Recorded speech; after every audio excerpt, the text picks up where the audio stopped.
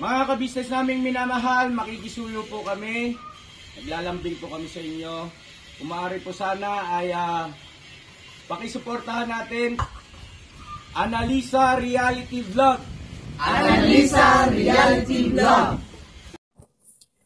Hello mga kababayan, kumusta po? Magandang buhay. Welcome po muli sa aking YouTube channel, Analisa Reality Vlog. Panibagong reaksyon, sariling opinion po, yung aking ibabahagi sa araw na to.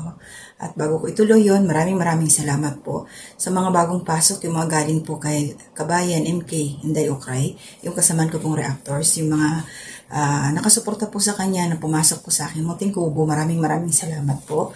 At yung mga silent viewers na nariyan sa aking reaction, thank you. Yung mga nagla-like, nagko-comment, at saka nagsishare, salamat po.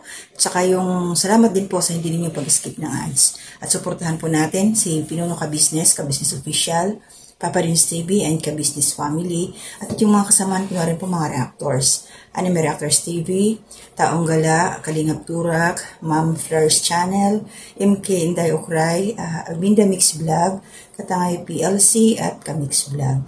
So ito po, ang aking reaction ngayon, diretso na tayo. Siguro ngayon, wala nang pabebe. May mga tutumbukin tayo rito ngayon. Kasi, ang issue po kay Jonathan.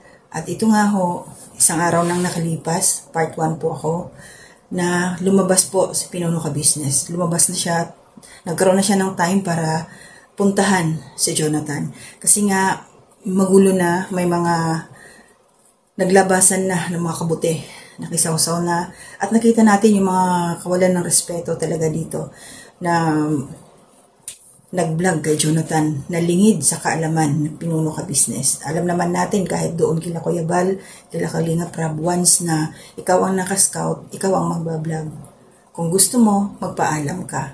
So yun ang hindi nangyari dito kay Ka-Business. At hindi nila alam na mayroon plano nga si Pinuno Ka-Business na turuan ng leksyon si Jonathan para ma-realize niya yung kaibahan na sinunod yung gusto ni Jonathan, ng gusto nilang mag-ina, na mamuhay sa kalsada kung saan nila gusto, ano yung pagkakaiba, doon sa nasa poder sila ng Ka-Business.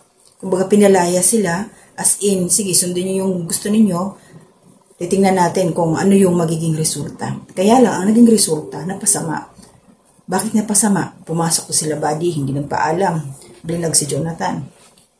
Sila akala nila hindi natin marirealize yung pinagagawa nila. Itong reaction ko may nauna na pa to dito bago lumabas si Pinuno Ka-Business. Meron sana akong i-upload na reaction pero nung lumabas na nga ito si Pinuno, nakita ko na pumunta na kay Jonathan. Sabi ko hindi ko na itutuloy yung pag-upload. Sisingit ko na or dito ko na itatackle. So, ayun na nga. Dahil nakita ko si Jonathan, pumunta doon. Pinalabas nila na pumunta nandoon si Jonathan kila Renji. At noon pa man nung pumunta ito si Jonathan doon kila Buddy, tinanong niya kung saan yung bahay nila Renji. Sabi ni Buddy, hindi niya alam, hindi pa siya nakakapunta, pero malapit lang doon sa kanila. Yun. At nakita ko din, may upload si Renji, na pumunta siya doon kila Jonathan. At tinignan ko din yung upload ni Buddy, halos the same time, the same na araw. Ngayon, in-update ko ngayon. So, 4 na araw, nakadalawang vlog si LB yung pagpunta doon ni Jonathan. Then, ang pagpunta ni Renji kay Nanay Marita. Tapos, yung nandoon si Buddy. So, malamang sa malamang, magkakasabay na araw ito. Pinalalabas nila na ito si Jonathan ang naghanap kay Renji. Kaya nakarating doon. Nagdrama. Okay? Kasi doon sa itong part 1 na to ni Pinuno Ka-Business, sa bandang dulo, may itutuloy nga, sinabi ni Jonathan na pinuntahan siya ni Renji doon sa pwesto nila at isinama doon sa bahay nila. Para palabasin na si Jonathan ang naghanap kay Renji. Ang gagaling nila, no? Ang gagaling nilang magdrama. Ang gagaling nila talaga.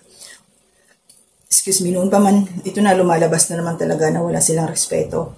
May mga nagko-comment doon, mataas daw yung respeto nila kay Pinuno Ka-Business.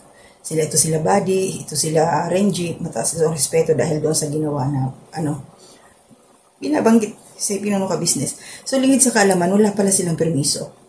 Hindi pala alam ni Pinuno Ka-Business na ito yung plano ng dalawa na ibablog si Jonathan. At meron pa. Dahil nga, sinabi nga dito, nag-message na to, nag-voicemail si Pinuno Ka Business kay Buddy na sinabi nga na meron silang plano kay Jonathan, si Pinuno. Dahil nga, na yon, nandoon na, nasabihan na si Buddy. Gumawa naman itong bang style si Buddy. May pumasok doon. Paano nalaman nung isang vlogger na yun na nandoon sila Nanay Marita? Pinalabas na nagde-deliver lang siya. Yun nga, binigyan ng tulong, 100, at blessing din yun. Kaya lang, ibig sabihin, dahil nga nasabihan na ito si Buddy na mayroon sila Pinuno kay Jonathan, may plano, naghanap sila ng iba na naman na magbablog dito kay Jonathan. Kaya hindi na, tama lang yun na ginawa ni Pinuno Ka Business na ikat na niya na yun, puntahan na niya sila Jonathan. So nakita natin, si Nanay Marita, umiyak na naman, niyakap ni Pinuno Ka Business. Diba? So ngayon, ito, dahil nung nakita ko rin na isang upload doon nila LB, ang hamon ko sana doon sa ipupost ko sana na video ko, wala na, dinilit ko na yung aking ginawang reaction sana. Dahil umiyak siya, awang-awa siya sa kalagayan nila Jonathan. Naawa kay Nanay Marita. So natuwa ako nung nakita ko, kasi dumaan sa aking sa aking newsfeed, na pumunta doon sila LB, kila Myra. Akala ko, kaya siya pumunta doon to si LB dahil naaawa nga siya kay Nanay Marita na hindi nakakaligo, matagal na. Nabanggit nila yun doon sa vlog nila. Akala ko paliliguan niya kasi si Mrs. Ka Business, nung pinaliguan si Nanay Marita, nung pagkalipat doon sa bahay nung nilang nakita ito. Nasikaso ni Mrs. Ka Business, pero to si LB, puro siya.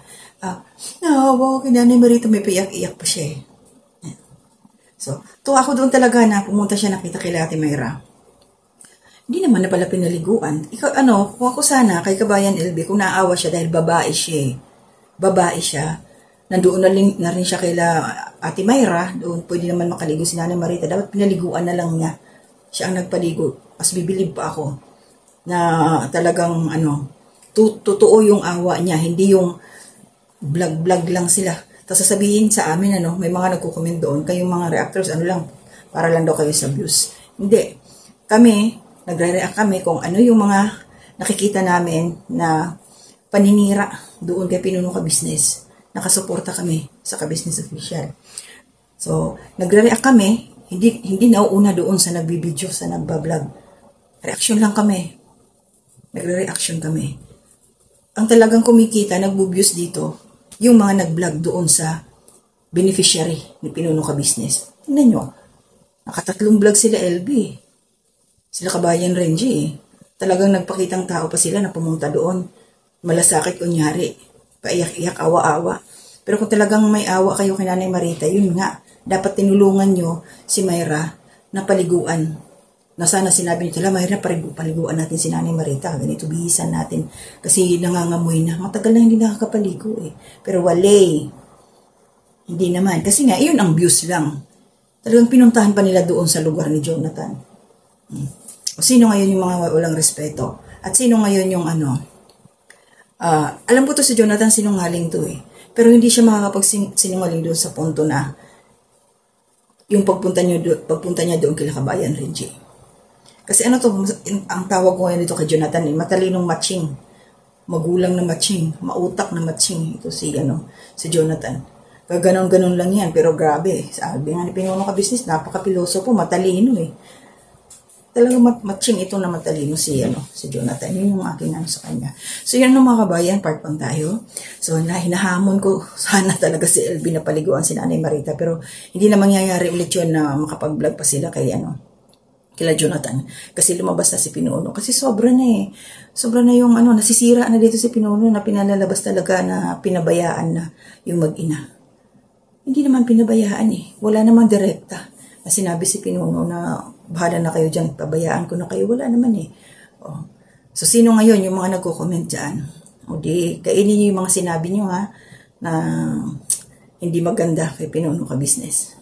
Okay. Salamat doon sa mga nakakanawa at talagang totoong nakasuporta sa Ka-Business Official at alam na alam ang mga buong pangyayari kila Jonathan at kay Nanay Marita. Salamat sa suporta ninyo at nandyan kayo palagi para ipagtanggol din si Pinuno Ka-Business, ang Ka-Business family na maling-mali ang paratang nila na kesyo pinabayaan na ang inang ito.